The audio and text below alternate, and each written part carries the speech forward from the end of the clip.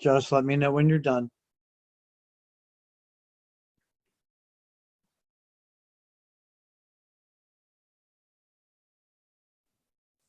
I'm done. All right. So what do you think the point of this is, and do you think it's accurate? Well, there's a perspective here on the expansion of publishing roles. Like before, it was certainly limited to whoever controlled the printing press or other manufacturing, not manufacturing, but technologies that enabled information sharing or information printing. But now with the barrier to entry so low, anyone can produce or share information. And that's a budding problem where the rights aren't defined yet. So the author of, or the person being interviewed in this selection was talking about how we need to define rights and protect rights for those people, but also perhaps with some limitations, because lowering the barrier to entry also allows a lot of crap, for lack of a better word, onto the platforms. True. Michael, do you see any other implications of this? Let's see. Well, I think that the idea that basically old forms of journalism are kind of dying away, I think that there could be a problem with that in the sense that there's going to be more of an emphasis on sort of stories that are sort of clickbait and things that gather a lot of traction, like on BuzzFeed and things like that, instead of sort of more important issues that the community is facing.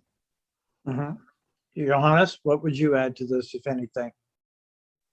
I don't think I need to add anything. Everything was said. Okay. No surprise. How about if we look at this in a very different light? So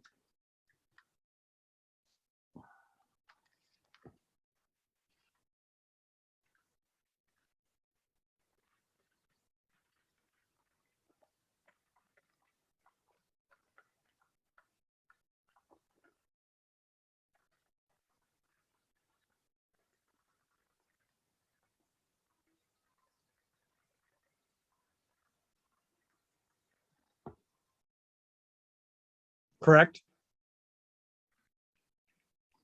So, for example,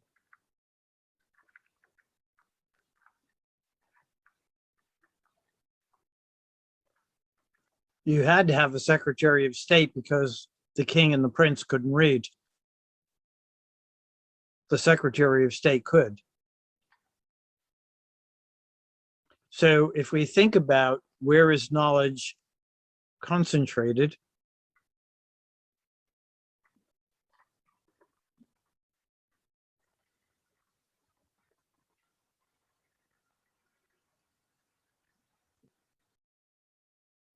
and typically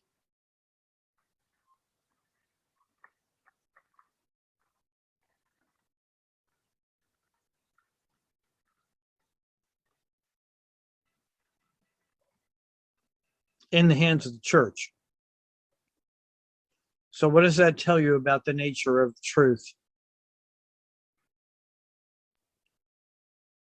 It was filtered through a very specific filtering mechanism. Like the truth was a narrative that was controlled. Yes. I was going to say the truth sort of functions as part of the ideology for like the ruling class or like the church. Yeah. And whether it was right or wrong, there was a perception that there was some sense of objectivity about it. Correct? Yeah, if everything's going through the same filter. That's right.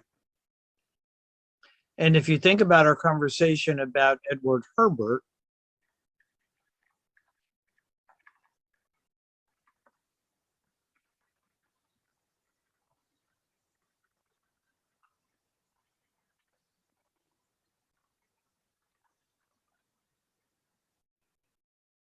there's an a priori definition of truth, correct?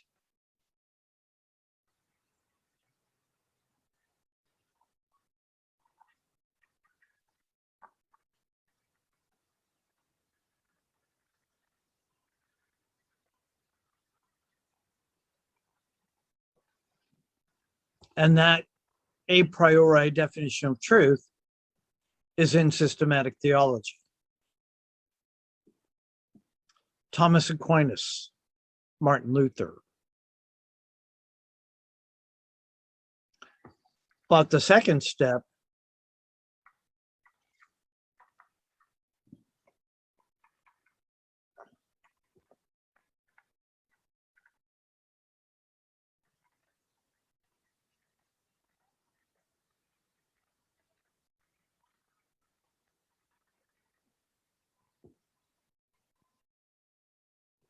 so if we use the same line of argumentation, knowledge becomes less centralized. I could be wrong on this, but wasn't this step resisted by the clergy? Did they not restrict, try to restrict printed information to monks and other clergy members? Yes.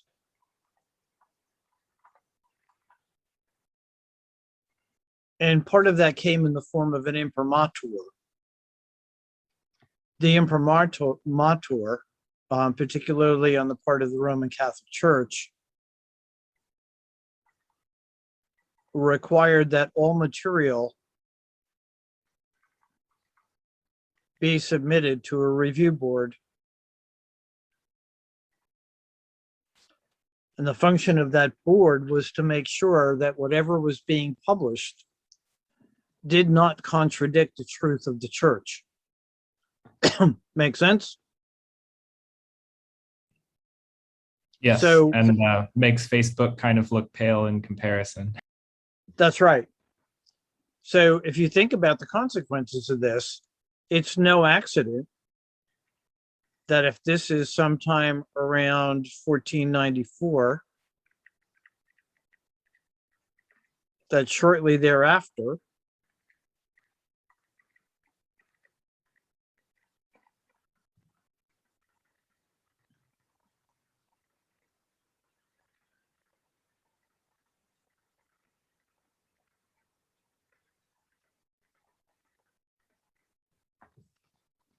that the Protestant Reformation begins.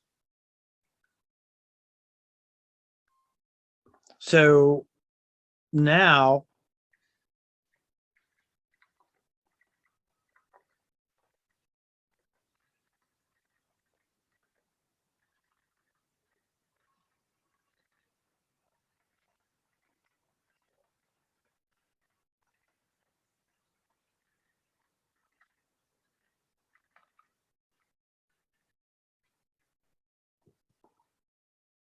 there are many truths.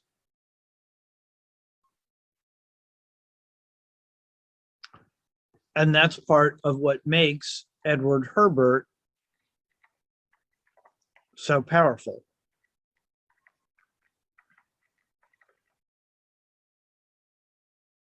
A hundred years later, 100 years earlier, rather, there would have been no Edward Herbert. He'd have been killed.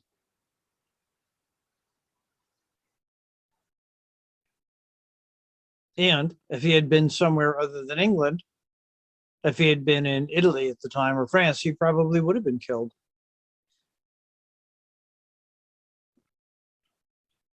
So if you think about the implications, the central hold that a monolithic structure has on the definition of truth in the early part of the 17th century is breaking down.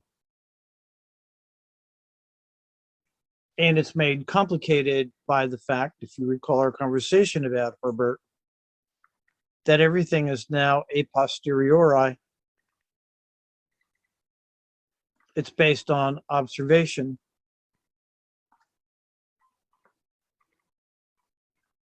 And we realize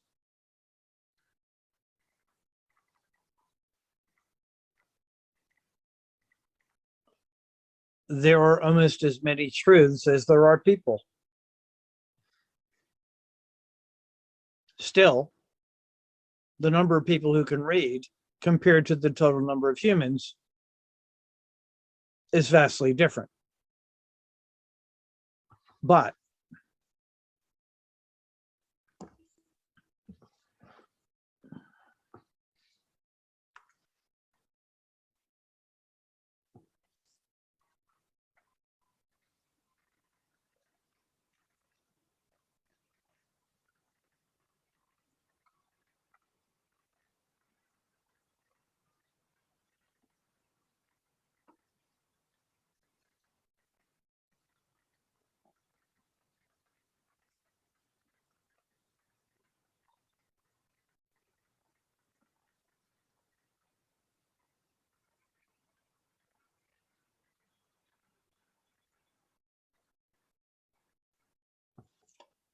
there is no organized public school system. So throughout Europe and the United States, we largely have a two-class society. We have those who are educated and those who are illiterate.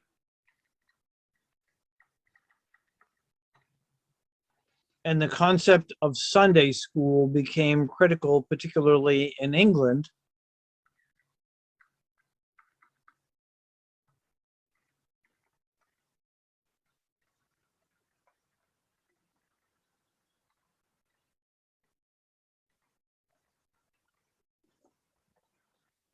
It's the first time that we see a concerted effort to teach everyone to read, regardless of their socioeconomic background. So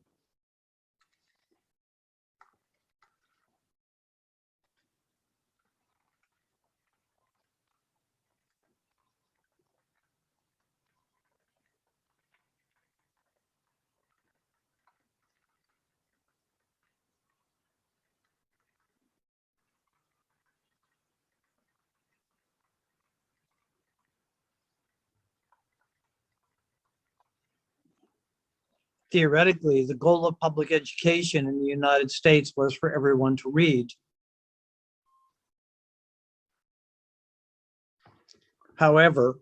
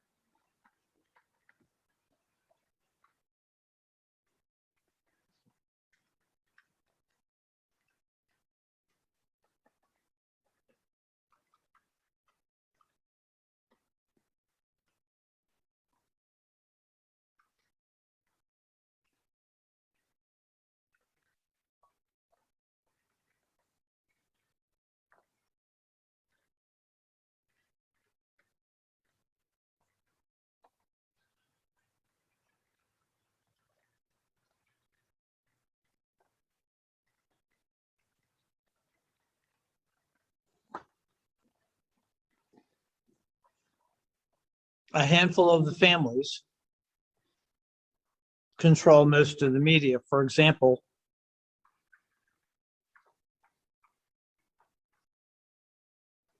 the Hearst family.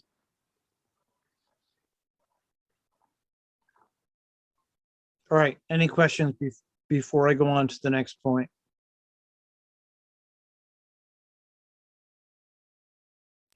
Okay, No, not is this helpful? Sorry, Josh? just saying, no questions. It sounds good so far. Okay.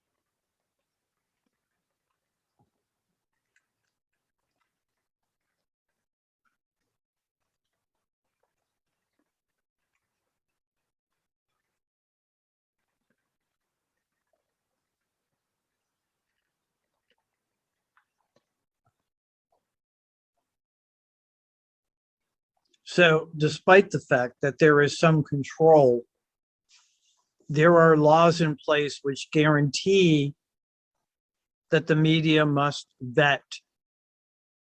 They must check sources. And we may still talk about papers that are to the right of the political spectrum and those that are to the left. But we can still rely on the fact that there is a distinction between fact and opinion.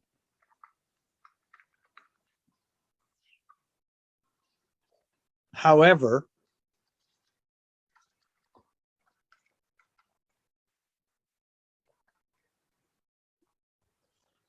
I don't remember what year, but at some point Fox News was sued. And they lost the suit on the grounds that they won. The people who sued them lost. They argued that they are not the news. They are really entertainment.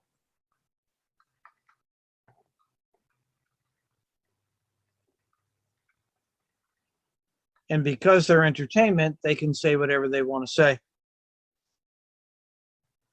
They are not governed by any definition of truth or fact.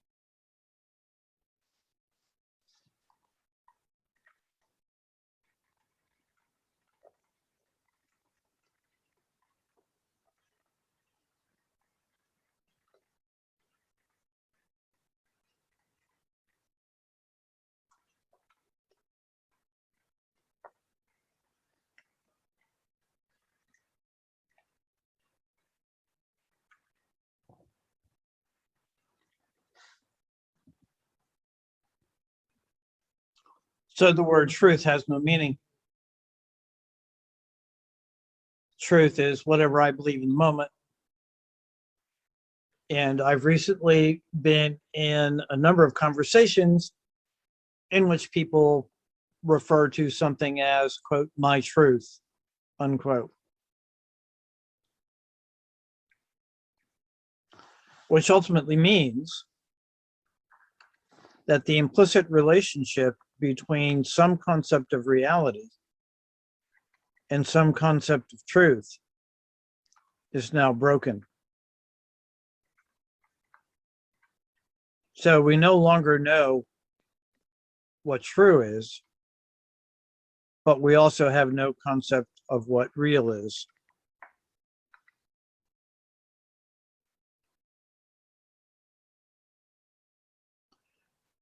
Let's see, we have the internet, but it's fair to say that for all things, right now it is yes.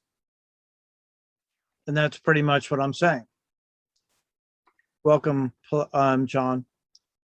The fact is that we don't know. And the number one reason why our society is breaking down is that we don't live in the same world. So if you think in terms of the conversation we had last week, we all live in a version of reality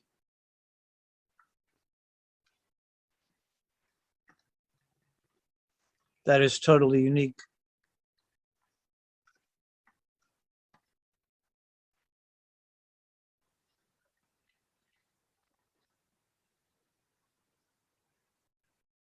In the end, that's the essence of woke.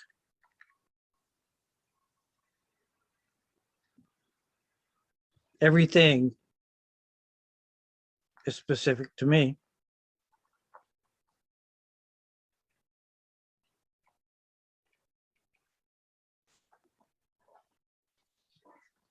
So if I don't like the pronoun that's assigned to me, I'll just pick one I like. I'll get up tomorrow morning and one blog I read, if I feel feminine, then or warm and fuzzy, then I'll put on a skirt. If I feel aggressive and masculine, then I'll dress like a man. And I'll choose my pronouns accordingly.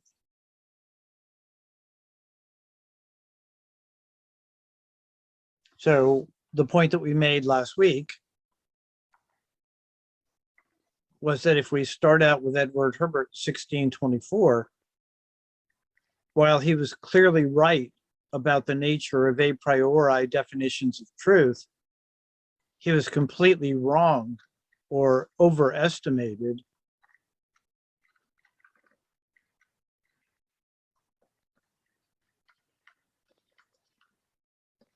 the power of observation.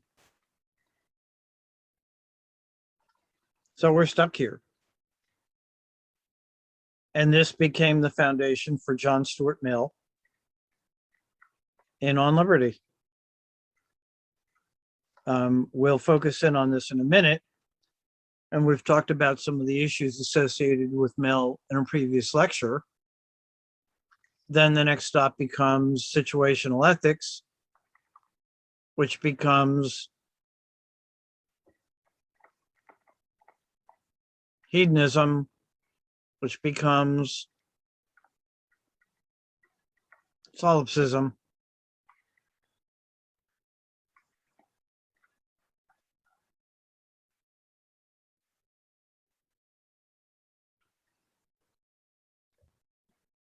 So here we are.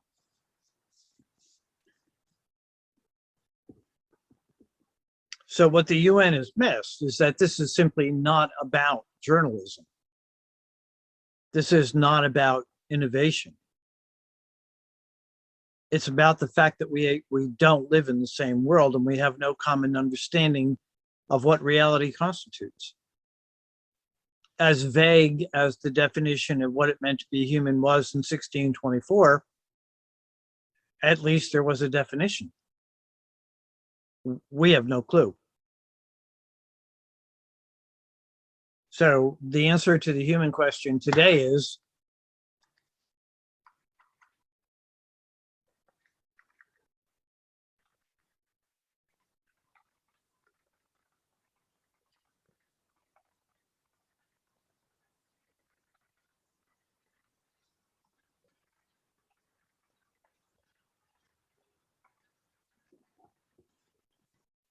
why now?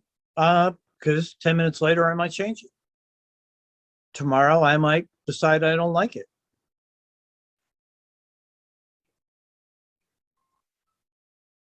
So the consequence is that we have even less common ground, less of a sense of what it means to be human than we did 400 years ago. All right, questions or comments before I focus in on John Stuart Mill? I have one. Yep.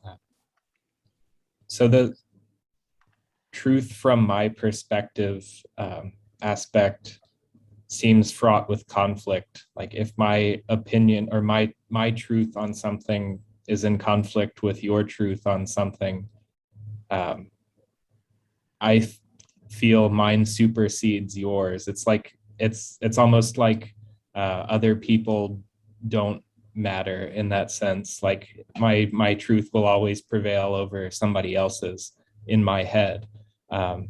And people I agree with, I might think that their truth is also worthwhile because they agree with me. And I that sort of self-centeredness, I just wanted to get your take on that. Well, you're dead on. And I'm not at liberty to go into the details, but someone who I'd spent a lot of time helping recently told me I'm selfish and arrogant. And I can't figure out where that comes from, considering there was no reason to help this person except to help this person.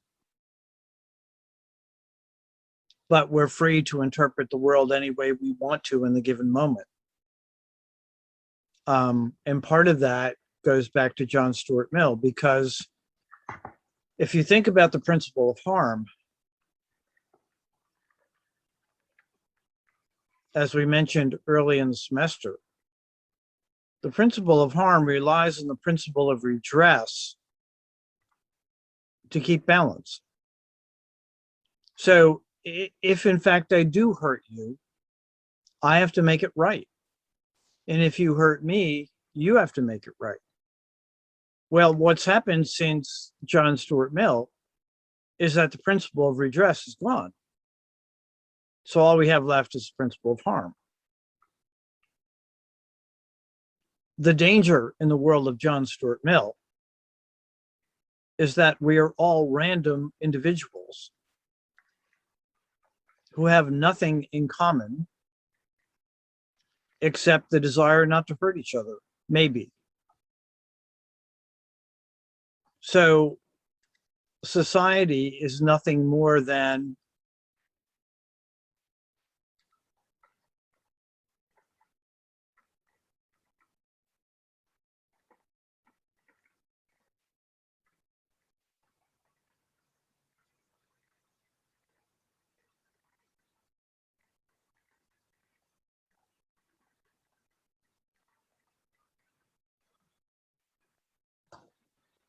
that's it. Society is nothing more than a buffer.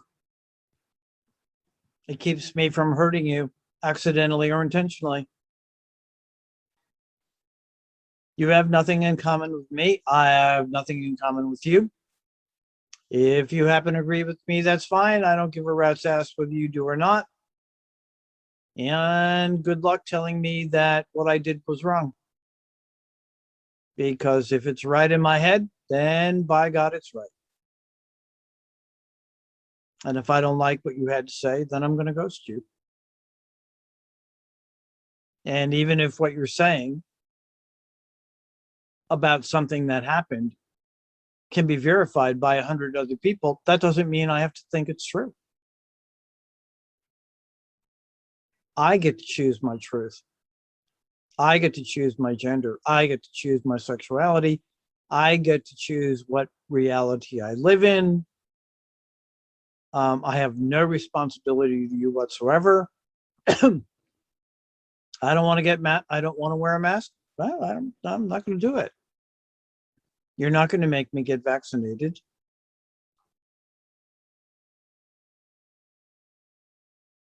And the result is chaos, which is exactly what we have. Does that answer your question? Yes. Yeah. Okay. Anyone disagree?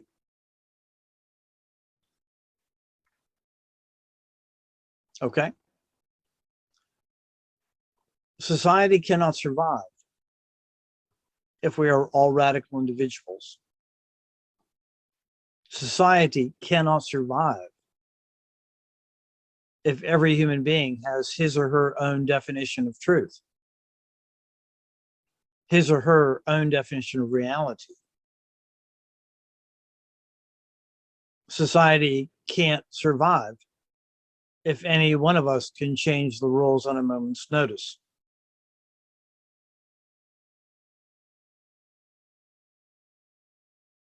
Is this clear? Yes. So one of the points that McIntyre makes is that in heroic society,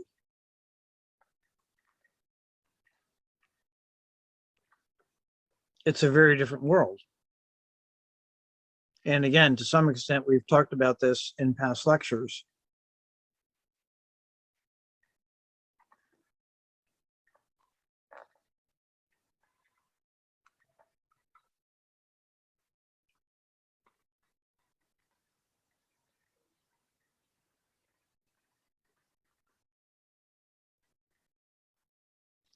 The Greek word nomos is the word for law and for city wall.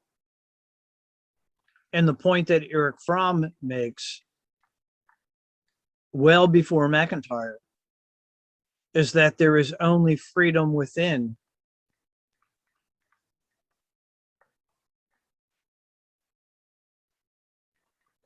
limits. Whereas what's happened in the late 20th, early 21st century is that we believe that freedom has no limits.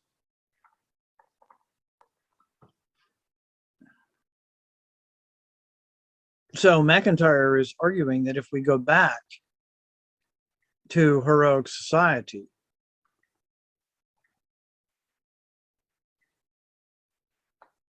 then we all exist fundamentally in relationship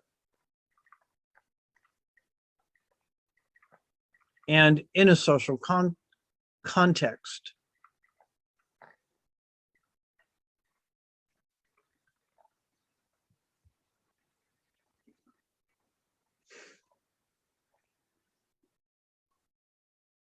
That truth, whatever truth is,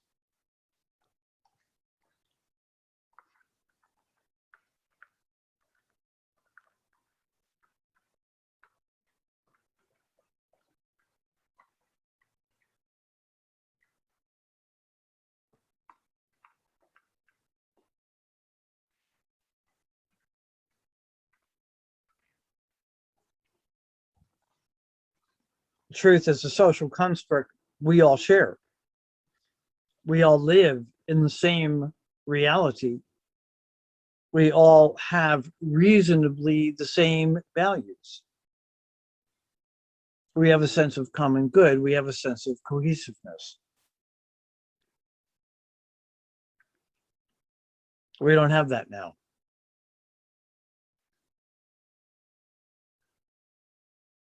All right, let me stop there. Questions, thoughts, reactions.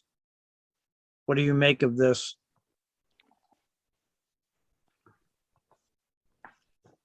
Well, my question would be then, so is the solution to sort of like construct another construct, like another truth construct, basically?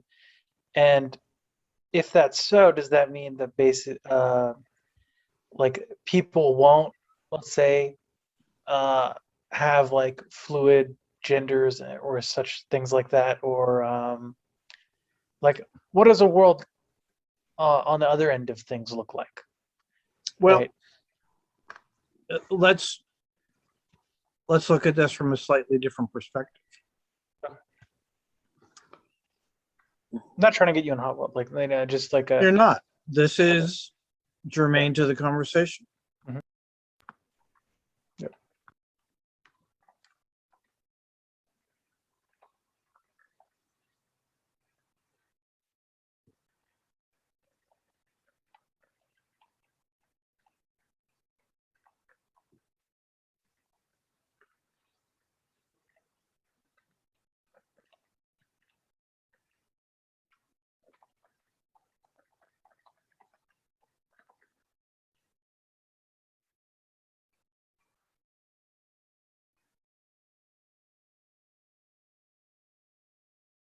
What we're missing is there's an inherent assumption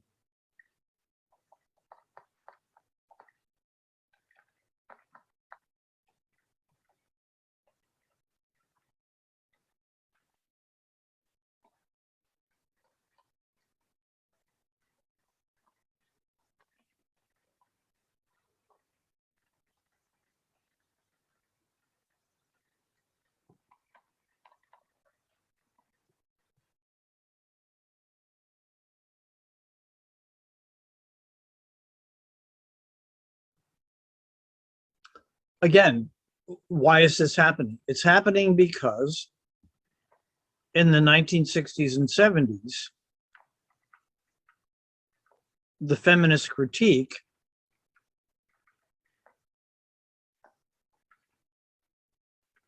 said that no woman could be fulfilled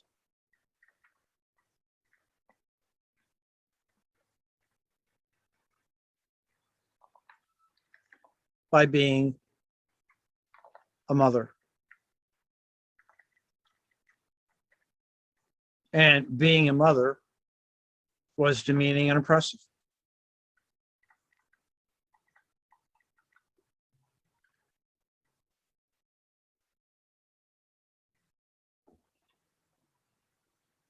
Secondly, if you remember the conversation we had, we broke the economy. By 1973, 2 adults had to work to support 4 people. So despite the feminist critique, we broke the home. We finished what started in 1800. Now, pay attention closely, because I am not a friend of a supporter of Sigmund Freud, but I do think that there were points on which Freud was correct.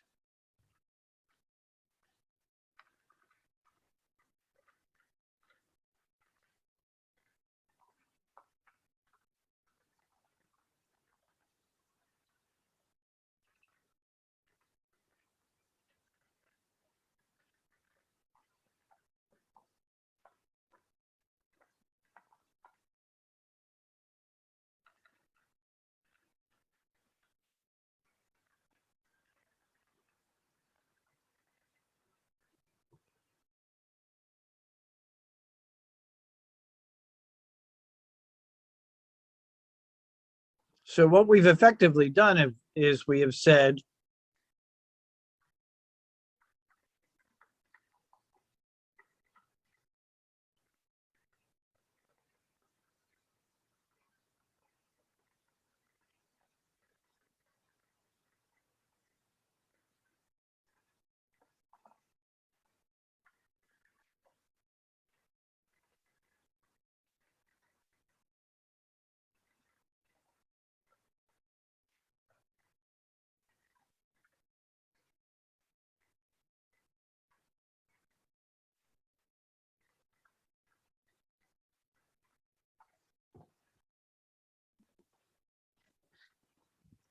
so think about the lecture we had last week. Why is sex trafficking rampant? Why is human trafficking rampant? Why is racism out of control? Why are we objectifying women worse than they've ever been objectified? Why is child abuse and child pornography out of control?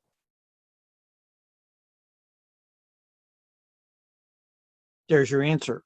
Because we all get to do whatever we want to do. And any form of social role or expectation is viewed as being inherently oppressive.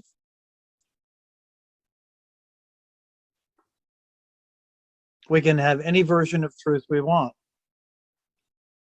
We can construe the facts any way we want. 100 people can line up and tell you that 1 + 1 = 2. And if you don't want to believe it, no one is going to stop you.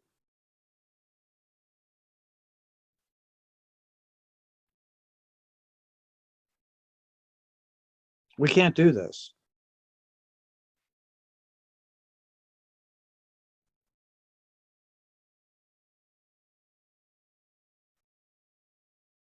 So the UN can do everything it wants to do to protect journalism, but the deeper problem has nothing to do with journalism. The deeper problem is that technology has shredded any sense of reality, any sense of truth. And we don't know who we are.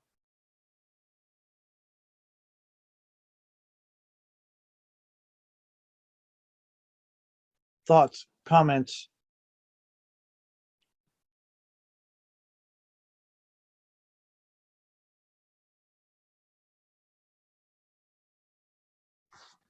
All right, we have a text. Let's see.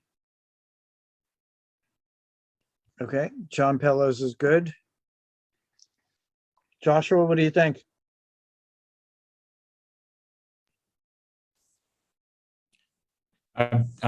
Just mulling over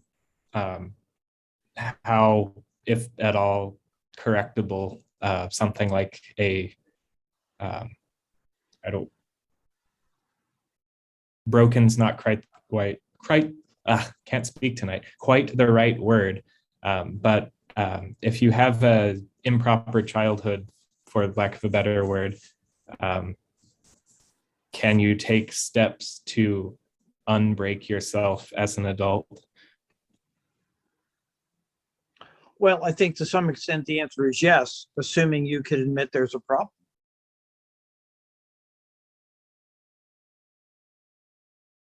And my biggest fear is that what's happening is this.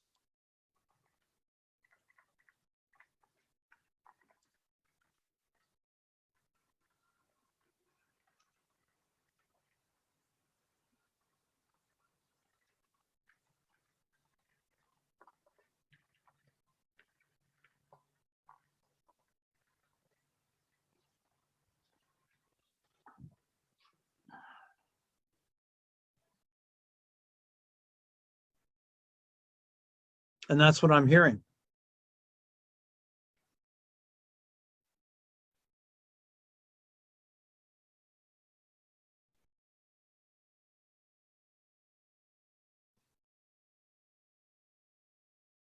Woke is not healing. Woke is breaking.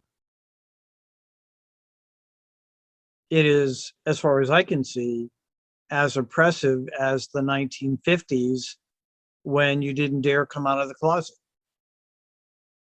It's the other extreme.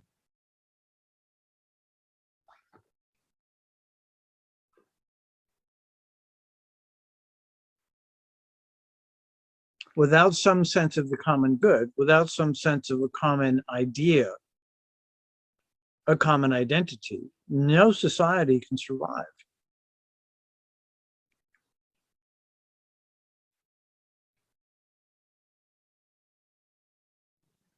And we're not.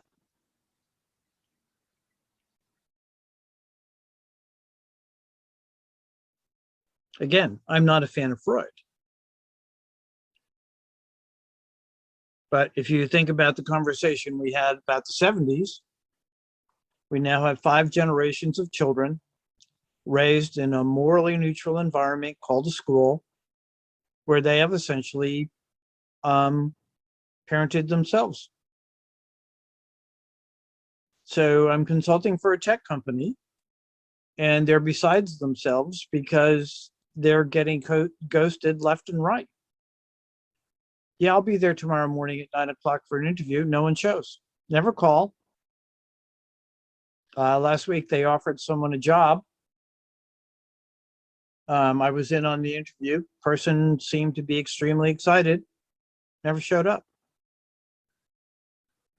Doesn't respond to email, doesn't respond to text, doesn't respond to calls, doesn't show up. Another person they hired a month ago went to lunch and never came back. Same thing.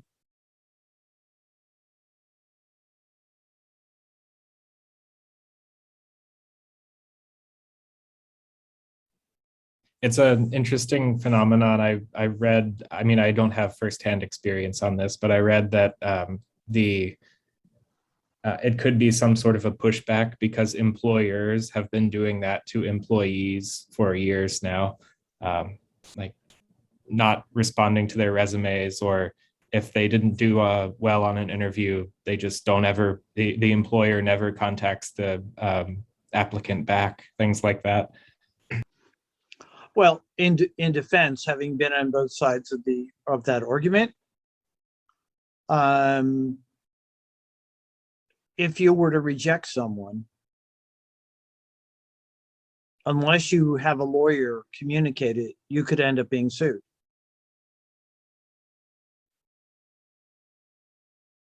Because we live in a society in which everything you say can and will be held against you. And you will end up in court. Everything is now open to interpretation. If it's my business and I don't believe that you have the skills to fulfill the job, if I communicate that to you, A, you could be listening with your cell phone and recording the conversation. B, I could offend you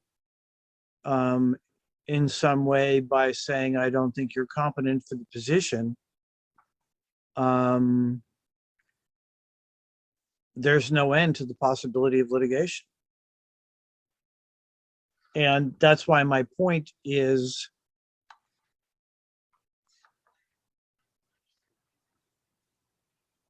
by every metric, it's broken.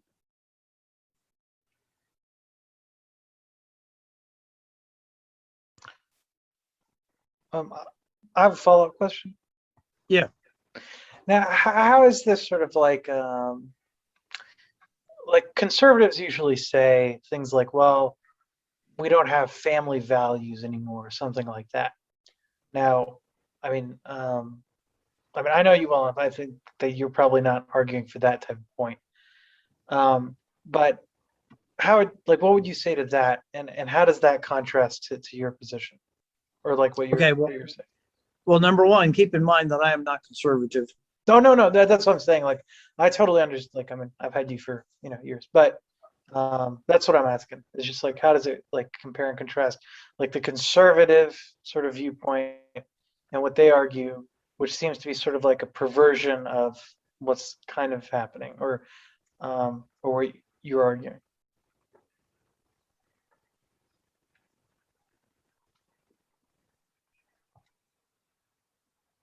That's the truth of what we are. We are valueless. Invent your own. The conservatives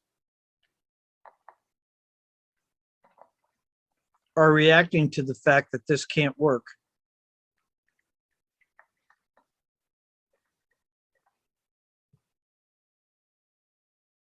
The only option they see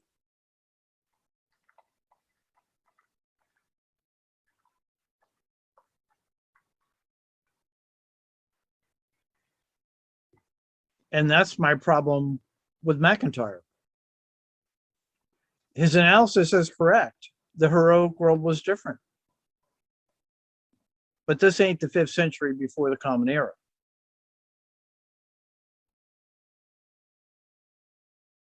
The idea that I have to be a blacksmith because my father was a blacksmith, that's not going to work. But he's right. We're broken.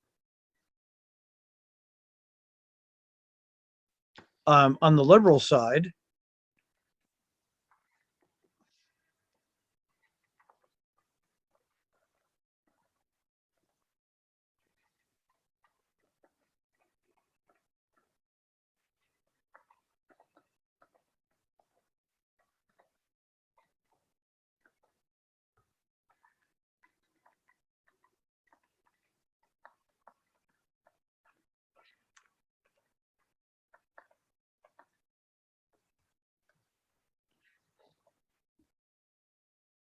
so that's our choice.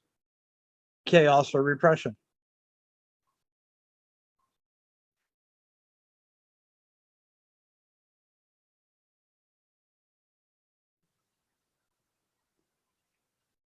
See my point?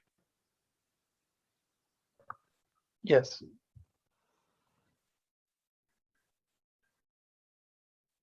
And so we have to search for a third option, correct? That's right. And part of the point of this week's readings is that technology is playing a key role in the divisiveness that gives us the choice between chaos and repression. Because either way, technology lets me choose whatever version of reality I want. If I believe the only answer is family values, I can structure my world in such a way that all I ever hear about is family values and how corrupt the world is. And if I'm a liberal, I can structure my world in such a way that everyone who doesn't give me the ultimate freedom to do whatever I want to do is ultimately repressing me. So the result of that is that we have built this incredible wall between both sides, and there's no way to talk.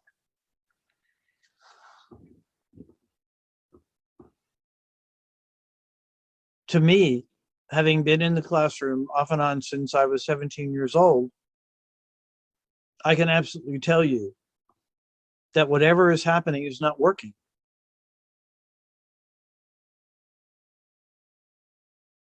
I have seen a noticeable decline in the last 5 years.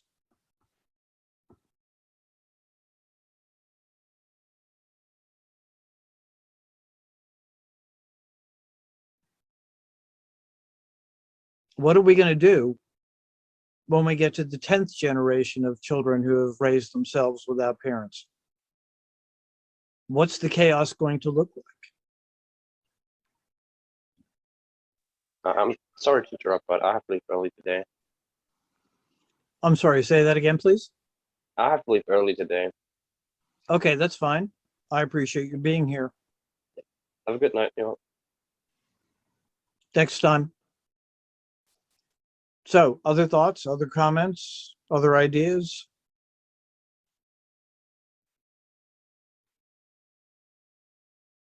Josh, what are you thinking?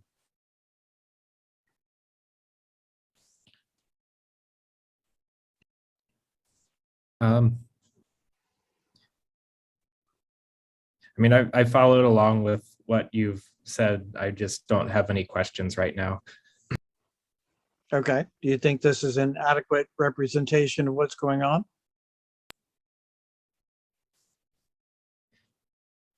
Yes. Yeah, the choice, the ultimate or the chaos repression sort of binary really, it does certainly seem like that's the case. Okay. Anyone else? Miles, if you're still here, John, Mike? Yes, I understand everything. Okay. Does this seem to be accurate? Yes, yes. Yep, I pretty much agree with Michael. Sorry, I had my mic muted the whole time and I was using the chat. I have a noisy background, so I didn't want to intrude on That's anything. okay.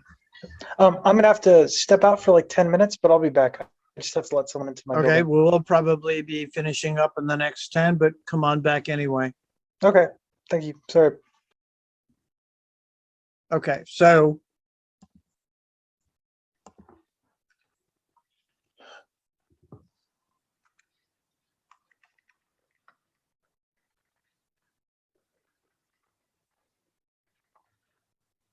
a point that I made to you earlier is that technology is a mirror.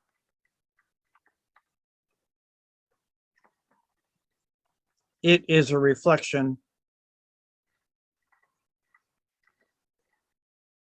of who and what we think we are.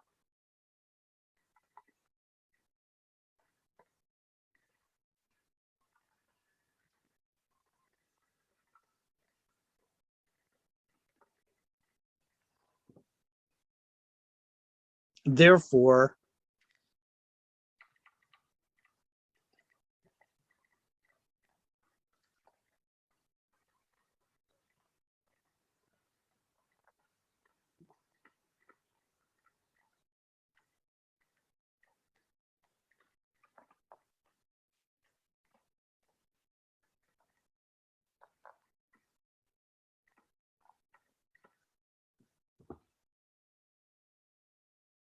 it can make problems worse. And it has. And I would be prepared to argue that the rise of the internet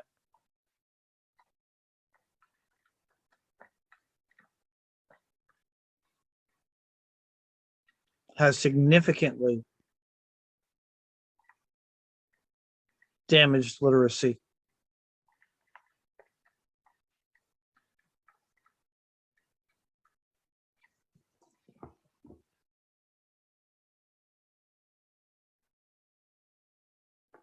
I would argue that it has not only damaged literacy,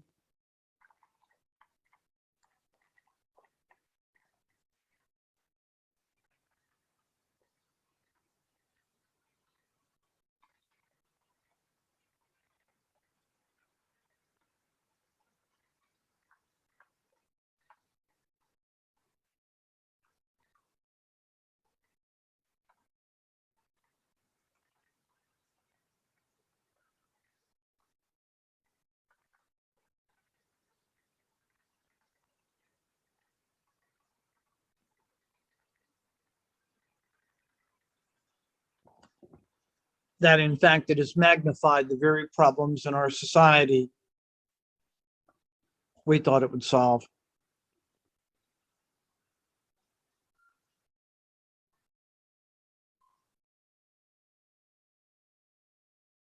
So we've talked about McIntyre's argument before,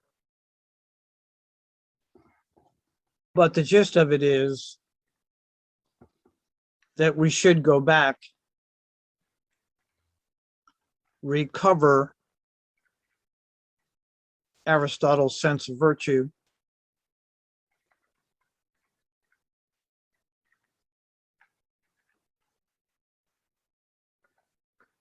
as always taking the middle road,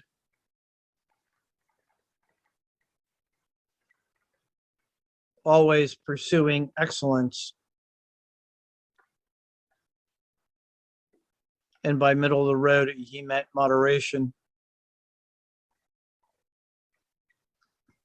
Moderation of technology versus the spiritual life. Is that Well, the- for example, you don't, let's take food and drink.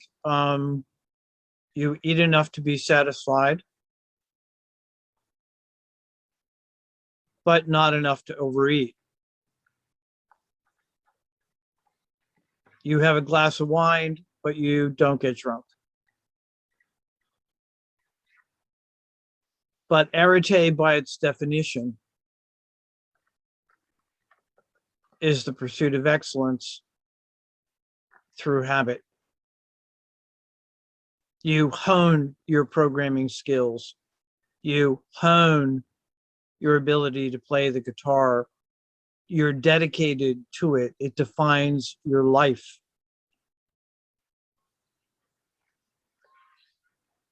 To some extent, he's right. The problem in the modern world is that any sense of excellence, any sense of habit is lost.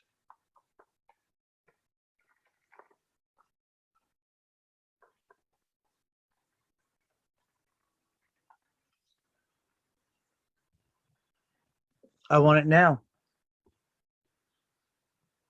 Simon Sinek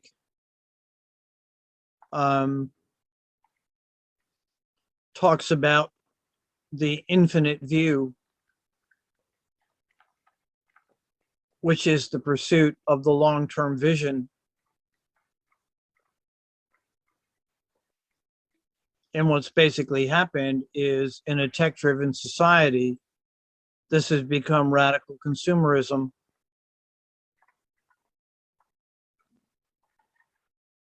I want it now. I don't want to think. I don't want to spell check. I don't want to write full sentences. I don't want to read more than, I had 3 years ago, I had a student come up to me after class, the first day of class, and said, "You don't understand. If it can't be said in one page, I'm not going to read it."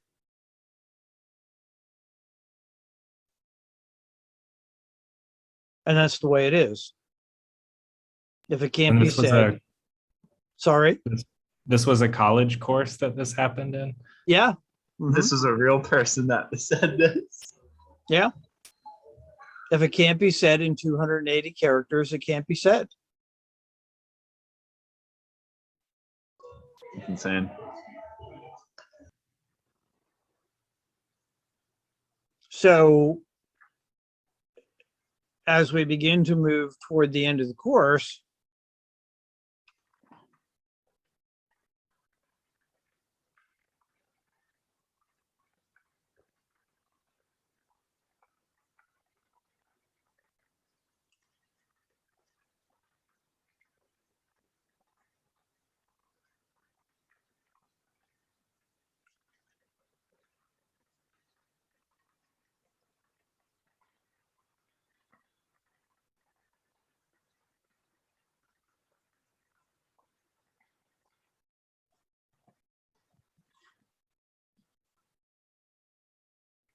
and I'll tell you, I thoroughly believe that technology can be.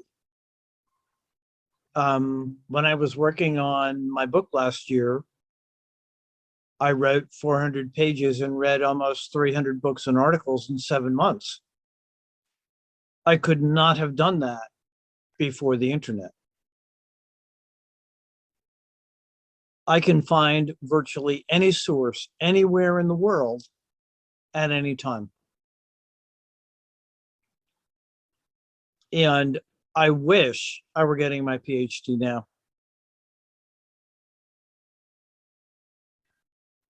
On the other hand, wow, we've created a wasteland.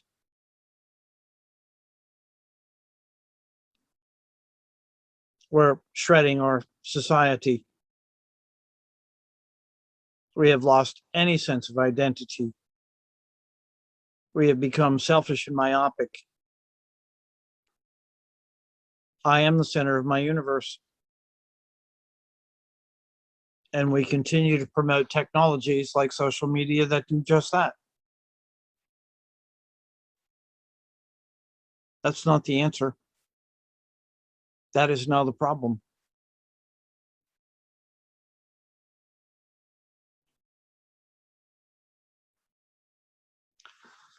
As I mentioned to you earlier in the semester, I think one of the principal failures in McIntyre's argument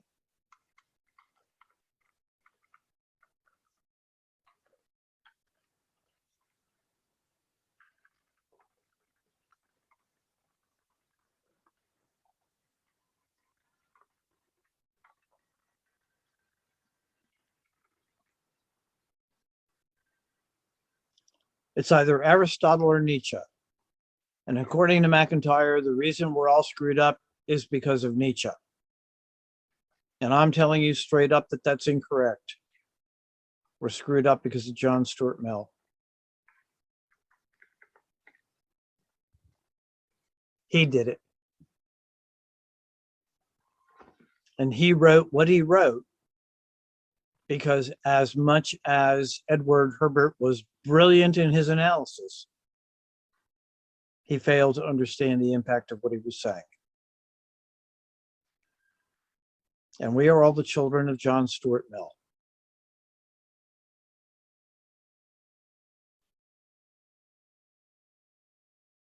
If anything,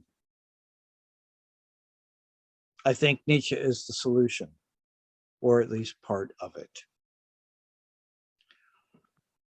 Okay, questions before I sum up, since we're coming up on the hour and 15-minute mark. Anyone? I'm good here. How is Nietzsche part of the solution? I'm interested in that part.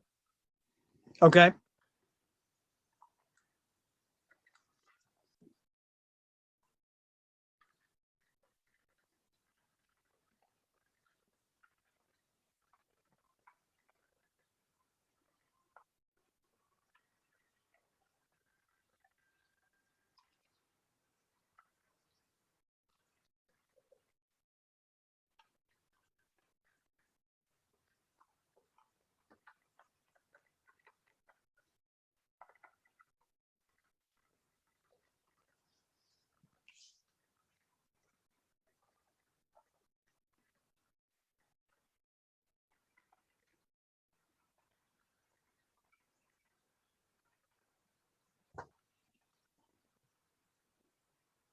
By definition, love is other-oriented.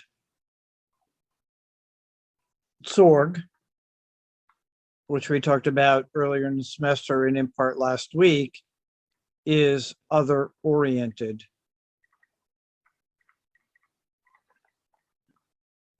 It's focused on recognizing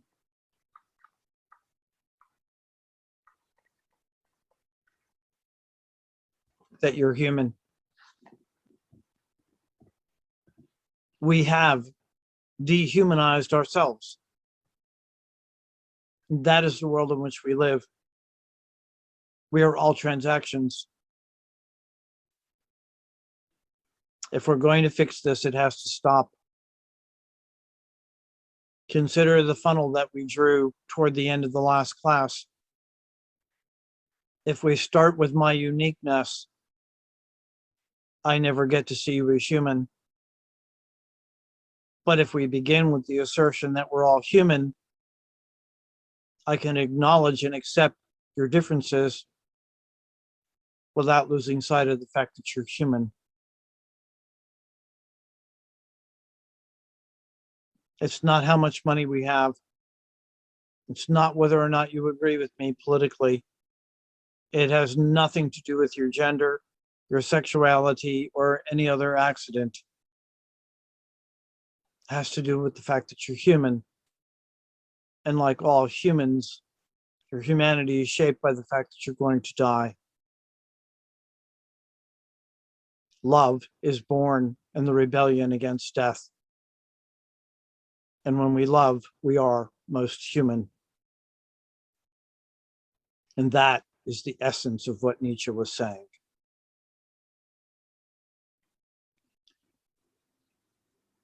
Is that helpful? Yes, it is. I'm not well versed in what Nietzsche wrote about, so that's helpful to hear. Okay. Any other questions or comments?